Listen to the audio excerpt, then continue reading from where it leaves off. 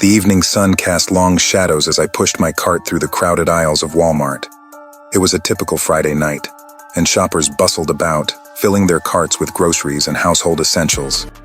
I had a long list of items to grab, and I was determined to get in and out as quickly as possible. I reached the cleaning supplies aisle, scanning the shelves for my usual brand of laundry detergent.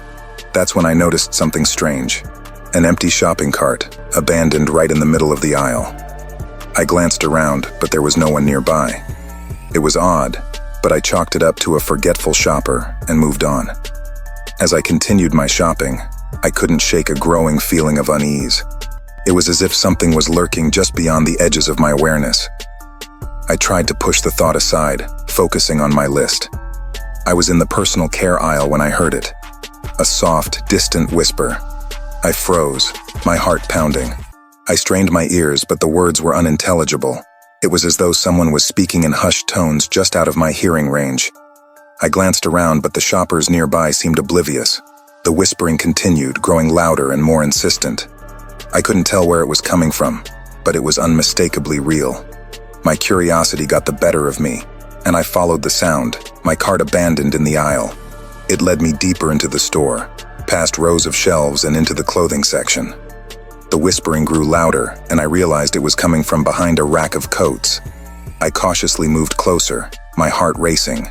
As I peered behind the rack, I gasped. There, hidden among the coats, was a man. He was huddled on the floor, muttering to himself, his eyes vacant. "Are you okay?" I asked, my voice trembling. He didn't respond, just continued to mutter incoherently. I took a step back, unsure of what to do. That's when I noticed the shopping cart next to him. It was the same one I had seen abandoned earlier. I approached the man cautiously, trying to get a better look at his face. His eyes were bloodshot, and he looked disheveled, as if he hadn't slept in days.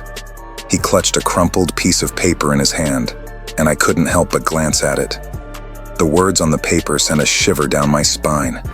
It was a list of names, including mine. My heart raced as I realized that I had stumbled upon something far more sinister than I could have imagined. Just then, a store employee appeared, looking equally concerned. She recognized the man and said his name was Mike, a former Walmart employee who had been missing for weeks. She explained that he had been acting strangely ever since he disappeared, and that he had mentioned a list of names, including mine. The police were called, and they took Mike away for evaluation. I was left standing there, shaken and bewildered, holding the mysterious list of names in my hand.